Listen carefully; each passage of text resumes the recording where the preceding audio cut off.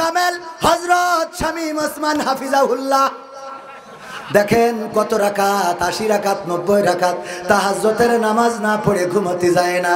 কত বড় পরহেজগার আল্লাহ, এত বড় তাহাজ্জুদ গুজারি। আমি গোটা মাসেও তো 80 রাকাত 90 রাকাত দূরের কথা, 8-10 রাকাত তো তাহাজ্জুদ পড়া হয় না। ওয়াজ করে গাড়ি চালাই, বাড়ি জাতি জাতি তো ফজর হয়ে যায়, এর মধ্যে তাহাজ্জুদ পড়বো কখন? আর আমার শামীম ওসমান কত বড় আল্লাহওয়ালা, 80 রাকাত 90 রাকাত তাহাজ্জুদ পড়ে। এই পীর সাহেবকে পর্যন্ত আমরা বুরকা পরায়ে বিদায় করলাম, তাহলে 2 নম্বর আউলিয়া সেও সংখ্যাগরিষ্ঠ না সংখ্যালঘু? সংখ্যাগরিষ্ঠ। 3 নম্বর আউলিয়া হযরত সালমান এফ রহমান হাফিজাহুল্লাহ। দেখেন দরবেশ বাবা বলে অনেকেই তার মৌজেজা দেখেছিল বাংলাদেশে যারা শেয়ার ব্যবসা করে, কত সুন্দর করে শেয়ার কেলেঙ্কারি করলো মৌজেজা দেখায়। আমার মুসা আলাইহিস সালাম নদীর মধ্যে রাস্তা বানাই দেখাই দিল, ইব্রাহিম আলাইহিস সালাম আগুনের মধ্যে ফুল বাগান বানালো, আর আমার মুসা আলাইহিস সালাম পুড়ে গেল তুর পাহাড় পুড়ে গেল, কিন্তু মুসা পড়লো না।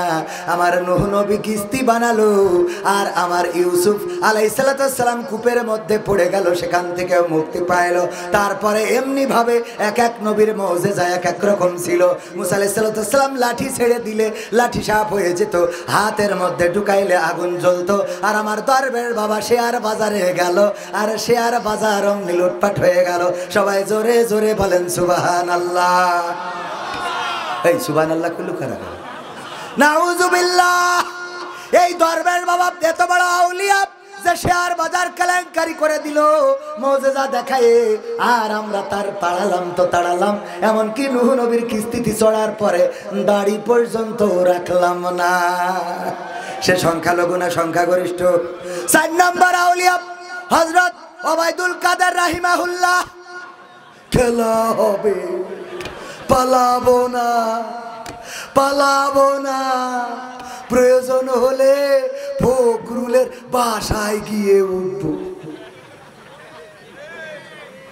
এই আল্লাহর ওলি গৌর গোবিন্দের মতো কোথায় হারাই গেল? বলল পালাবো না। সেই আল্লাহর ওলিও চলে গেল কোথায়? এখনো দেখা মিলল না। অনেকের তো মাঝে মাঝে দেখা যায় আমেরিকায়, মাঝে মাঝে দেখা যায় লন্ডনে, মাঝে মাঝে জেলখানায়, মাঝে মাঝে কেউ ডিম খায় উপর দেবা নিচে দিয়ে। কিন্তু ভাইয়েরা আমার, এই আল্লাহর ওলির এখনো পাইলাম না। এই লোক সংখ্যাগরিষ্ঠ না সংখ্যালঘু? সংখ্যাগরিষ্ঠ। 5 নম্বর আউলিয়া বুঝতে পারল এই দুনিয়ার জীবনই না, এত আরামায়েশ কিসের? সুতরাং সব ছেড়ে দিয়ে দাড়ি রাখলো, টুপি মাথায় দিল, আর তারপরে বনবাসে চলে গেল। কলা পাতায় শুয়ে রইল আমার মানিক্কা। ঠিক না বে ঠিক? কলা পাতায় শুয়ে রইল, সেই মানিক্কার বিসি পর্যন্ত খুলে নিয়েছে। এও সংখ্যালঘু না সংখ্যাগরিষ্ঠ? সংখ্যাগরিষ্ঠ। বিসি পর্যন্ত নেই, তোকে তো খালি আগা কাটার ভয়, আর এর তো ডাইরেক্ট মেশিনই তো নষ্ট করে দিয়েছে। ঠিক না বেঠে? ও গো আমার ভাইয়েরা, এই লোকটাও সংখ্যালঘু না সংখ্যাগরিষ্ঠ? সংখ্যাগরিষ্ঠ। তারপরে ইনু মেনন কত বড় পরহেজগার। দেখেন আল্লাহর মানত না, বামপন্থী দল করে। সেই লোকগুলো একবার সাদা কাফনের কাপড় পরে একবার বা 2-5 বার গিয়েছে মক্কায়, মক্কা মদিনা তাওয়াফ করে এসেছে, রাসূলের রওজায় সালাম দিয়ে এসেছে। এই ইনু মেননেরও আমরা ধরে রাখিছি। আরাফাত ব্যারিস্টার সুমন সহ কত ডজন, 3 ডজনেরও বেশি আল্লাহর ওলি পলক টলক সহ সব রাখলাম জেলখানায়, ডিম দিলাম। ওগো আমার ভাইয়েরা, এরা একটাও সংখ্যালঘু না, বরং সংখ্যাগরিষ্ঠ। বলেন ঠিক কিনা? সুতরাং নির্যাতিত হচ্ছে সংখ্যাগরিষ্ঠ, আর আমার দাদারা বলে সংখ্যালঘু নির্যাতিত হচ্ছে। আল্লাহর কসম করে বলি, আমার দেশের হিন্দুরা, বৌদ্ধরা, খ্রিস্টানেরা ডিমের মধ্যে কুসুমটা যেমন সংরক্ষিত থাকে, বাংলাদেশে তেমন মুসলমানদের কাছে হিন্দু, বৌদ্ধ, খ্রিস্টান সংরক্ষিত আছে। বলেন ঠিক কিনা?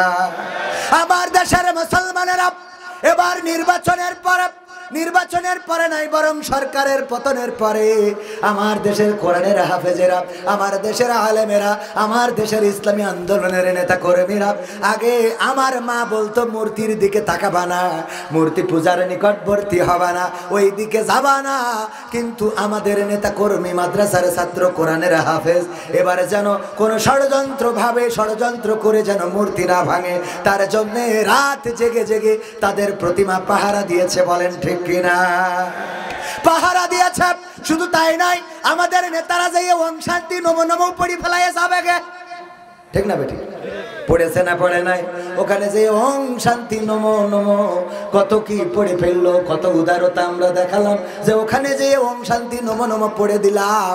এরপরেও যখন দাদার দেশে অপপ্রচার হয়, এরা সাংবাদিক না, এরা মূলত অর্থেই হলো সাংবাদিক নামের কুলাঙ্গা, ঠিক না বেঠে? সাদাটারে কালো বানাই, কালো বানাই, আর কালোটারে সাদা বানায়। এই জাতীয় ভারতের প্রেতাত্মা প্রথম আলো এবং স্টার জলসা বাংলাদেশে এখনো আছে।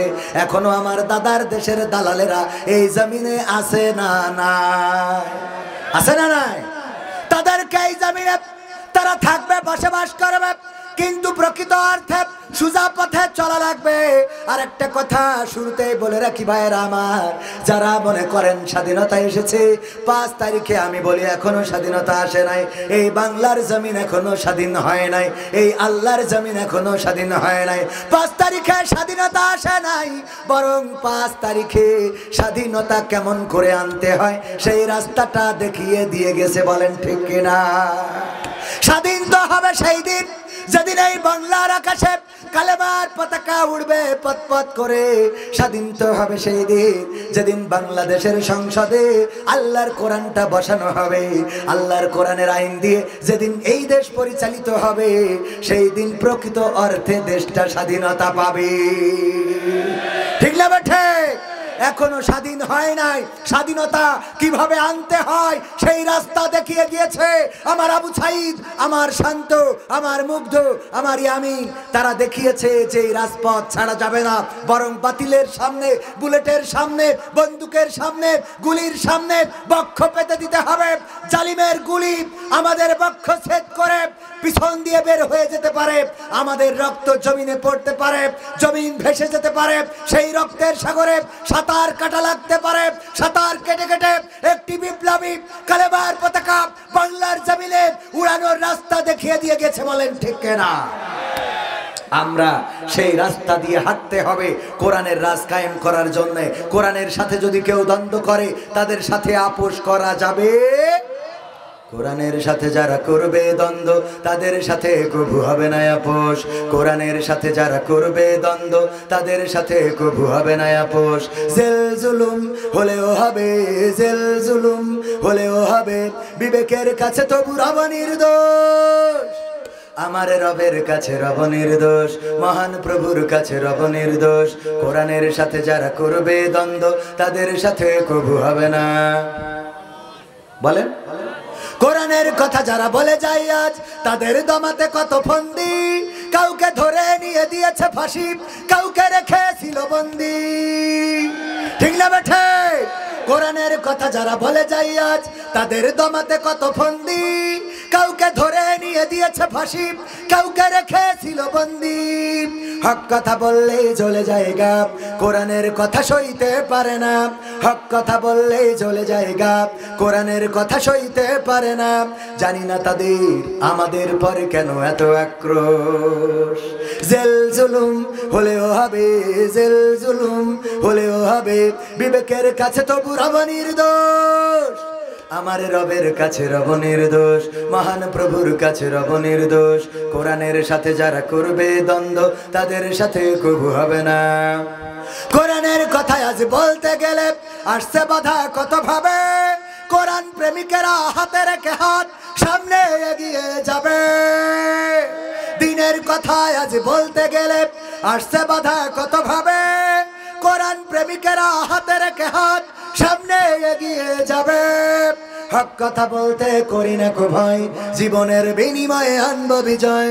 হক কথা বলতে করি না কো ভাই, জীবনের বিনিময়ে আনবো বিজয়। বুকে আছে শক্তি, অন্তরে আছে সাহস, আছে। জেল জুলুম হলেও হবে, জেল জুলুম হলেও হবে, বিবেকের কাছে তবু রব নির্দোষ। আমার রবের কাছে রব নির্দোষ, মহান প্রভুর কাছে রব নির্দোষ। কোরআনের সাথে যারা করবে দ্বন্দ্ব তাদের সাথে কবু হবে না। আপোষ কি করা যাবে? যদি আমাদের বাবা হয়, যদি আমাদের দাদা হয়, যদি আমাদের নানা হয়, যদি আমাদের আপনজন হয়, কোরআনের সাথে যারা দ্বন্দ্ব করবে তাদের সাথে আপোষ করা যাবে না। আল্লাহ রাব্বুল আলামিন পবিত্র কোরআন দিলেন এই সমাজে শান্তির জন্য। ওগো আমার ভাইরা, চোর যদি চুরি করে তার শাস্তিটা কি? হাত কেটে দাও। আমি যদি পুষা হাত নিয়ে এসে বলতাম, ওগো আমার ভাইরা, কেউ চুরি করবেন না, চুরি করা গুনাহের কাজ, আর কোরআনের আইন কায়েম বাংলাদেশে আছে, সুতরাং কেউ যদি চুরি করে তার হাতের কবজি থাকবে না। তাই দয়া করে কেউ চুরি কইরো না। আপনারা বলতেন, হুজুর আপনার হাতের কবজি কই? আমি বলতাম, আমার আব্বা আখ লাগিয়েছিল, সেই আখ মাড়াই করার জন্য মেশিন এনেছিল, মেশিনের মধ্যে আমাকে আখ ঢুকাতে দিয়েছিল, আখ ঢুকাচ্ছিলাম, হঠাৎ করে হাত ঢুকে হাত রস হয়ে পাটালি হয়ে গেছে। আপনারা বলতেন, যাই বলেন তাই বলেন, হুজুর আপনি এককালে চোর ছিলেন, কথা কয় না, বলতেন না। আমার সভাপতি বসা যদি হাতের কবজি একটা না থাকতো তাহলে আপনারা বলতেন নিশ্চয়ই এই সভাপতি এক আমলে চোর ছিল। ওগো আমার ভাইয়েরা, 350 আমার দেশের 300 সংসদীয় আসনের এমপিরা পলাতক হয়ে গেল। আল্লাহর ওলিরা, পরহেজগারেরা, ওদের যদি এখন ধরা হয়, দুর্নীতি করেছে না করে নাই? দুর্নীতি করেছে, চুরি করেছে, ডাকাতি করেছে। আমার অনেকেই বলে পুকুর চুরি হয় নাই, বরং নদী চুরি হয়েছে, সাগর চুরি হয়েছে।